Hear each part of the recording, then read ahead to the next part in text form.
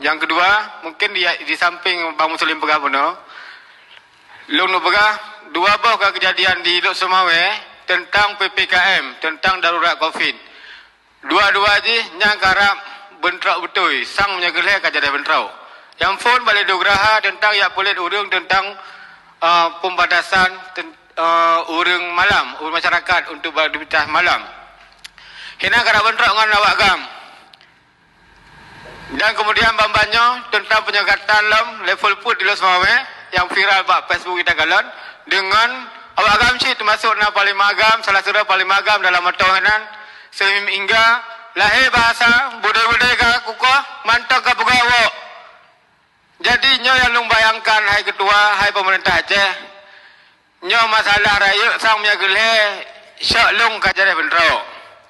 Nyo jadi bentrok takut-takut pu yang kan jadi tahu aro no pun nak belum motor no makawin lele no pegar morayanya ham demeli karena nanti akan kejadian bertemu dalam tengku.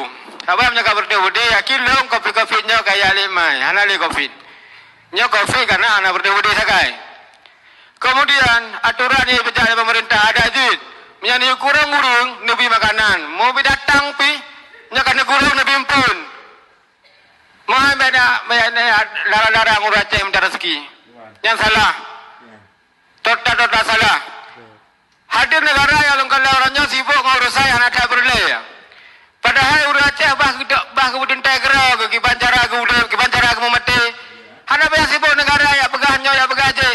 Ini memang negara untuk dibantu rakyat.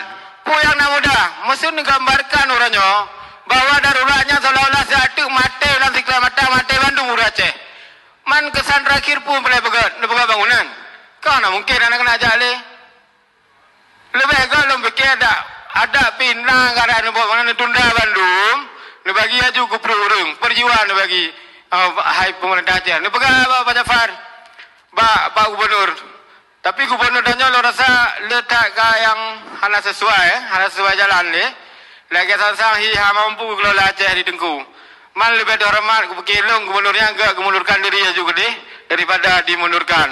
Sekian, terima kasih. Assalamualaikum warahmatullahi wabarakatuh. Terima kasih.